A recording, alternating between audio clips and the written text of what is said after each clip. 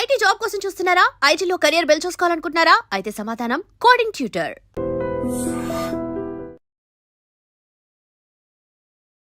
Hi hello నమస్తే, welcome back to IT media. So ఈ రోజు మనతో పాటు ఉన్నారు అంతర్జాతీయ న్యాయవాది ఫ్రమ్ యుఎస్ కావేటి లా నుంచి కావేటి శ్రీనివాసరావు గారు. సార్తో మాట్లాడతాం ముఖ్యంగా I-140 గురించి, దాని అప్రూవల్ గురించి ఇండియన్ స్టూడెంట్స్ అండ్ పేరెంట్స్ ఏం తెలుసుకోవాలండి. నమస్కారం సార్. నమస్కారం సార్, ప్రీవియస్ ఎపిసోడ్లో మీరు ఈ H-1B $100,000 ఫీజు సంబంధించిన విషయాలు ఎన్నో మాకు క్లుప్తంగా వివరించారు. సో ఈ ఎపిసోడ్లో I-140 గురించి అసలు అది అంటే ఏంటి, దాని గురించి మన ఇండియన్ స్టూడెంట్స్ ఏమేమి తెలుసుకోవాలి కాస్త చెప్తారా?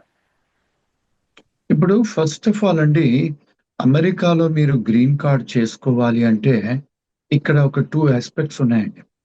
ఫస్ట్ ఏంటి, మన స్టూడెంట్స్ అందరూ వచ్చేది F1 వీసాలో వస్తారు యుఎస్కి. F1 అంటే స్టూడెంట్ వీసా.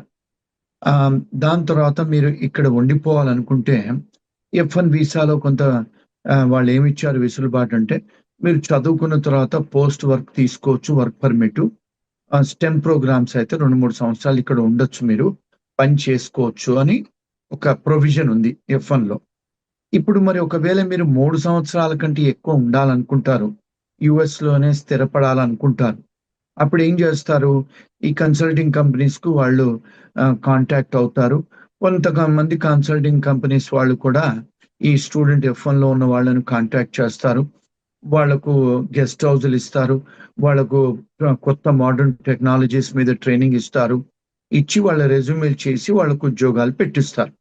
మరి ఉద్యోగాలు పెట్టించినప్పుడు మీరు F1 స్టేటస్ కాకుండా H1 చేసుకోవాలి.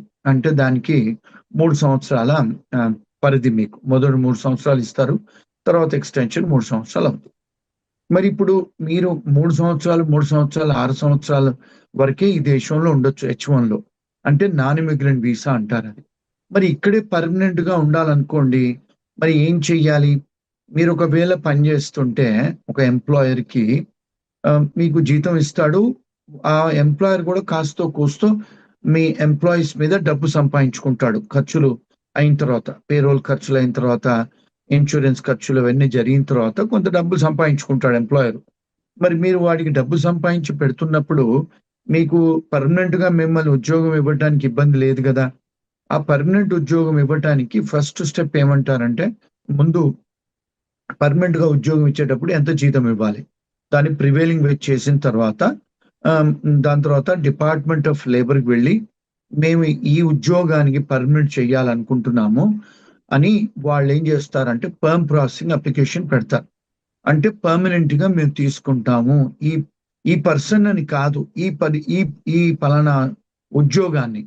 అది అప్రూవ్ అయిన తర్వాత నెక్స్ట్ ఏంటి, డిపార్ట్మెంట్ ఆఫ్ లేబర్ గార్డ్ ఏమంటాడు, సరే ఈ దేశంలో ఇలాంటి ఎంప్లాయీ మీకు లేడు, దొరకట్లేదు, సో మేము మీకు పర్మిషన్ ఇస్తాము ఆయన గ్రీన్ కార్డ్ చేయడానికి అని పర్మ్ ప్రాసెసింగ్. తర్వాత రెండోది ఏంటి, ఇమిగ్రేషన్ దగ్గర వెళ్ళాలి. ఎవరు?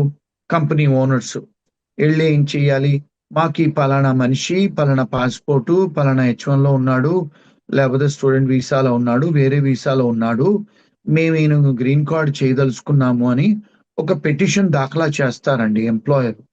ఎవరికి చేస్తారు? USCIS కు, ఇమిగ్రేషన్ కు చేస్తారు. ఆ ఇమిగ్రేషన్ అప్లికేషన్ పెట్టడాన్ని I-140 అంటారు. ఫామ్, అది ఒక ఫామ్ నింపాలి. I-140 అనే ఒక ఫామ్ నింపేసి దానికి సంబంధించిన డాక్యుమెంట్ అన్ని పెట్టి ఇమిగ్రేషన్ కు పంపించాలండి. అది I-140. అయితే దానికి 2 ప్రాసెస్ ఉన్నాయండి. నార్మల్ గా మీరు అప్లికేషన్ పడేస్తే అది ఇమిగ్రేషన్ వాళ్ళు 6 నెలలే కావచ్చు, 2 years కావచ్చు, ఎంతన వాళ్ళ టైం అవుద్ది. ఇప్పుడు మనకు ఇండియాలో మనకు అంటే ఇది అర్థం చేసుకోవడానికి తాత్కాల్ అనేది మనం తీసుకుంటాం కదా, రైల్వే స్టేషన్కి వెళ్ళి ఎక్స్ట్రా ఫీజులు కట్టి. ఇప్పుడు అట్లాగే పాస్పోర్ట్ కూడా మనం తీసుకోవచ్చు కదా ఎక్స్పెడిటెడ్ గా, డబుల్ ఫీజులు కడితే ఇస్తారు కదా ఫాస్ట్ ట్రాక్ లో. అలాగే ఇక్కడ I-140 కూడా కొన్ని అప్లికేషన్స్ కు వాళ్ళు ఏమన్నారంటే, ఇమిగ్రేషన్ వాళ్ళు, మీరు తాత్కాల్ లాగా ప్రీమియం ప్రాసెసింగ్ పడేసుకోవచ్చు. అంటే ఏంటి, మామూలుగా $800 కట్టేది మీరు $2,500-3,000 ఎక్స్ట్రా కడితే మీకు మేము 15 రోజుల నుంచి 45 రోజులలోనే మీకు అప్రూవల్ చేసిస్తాము అని I-140 అని అంటారు. దాన్ని I-140ని ప్రీమియం ప్రాసెసింగ్ పెట్టి చేసుకోవచ్చు అంటారు.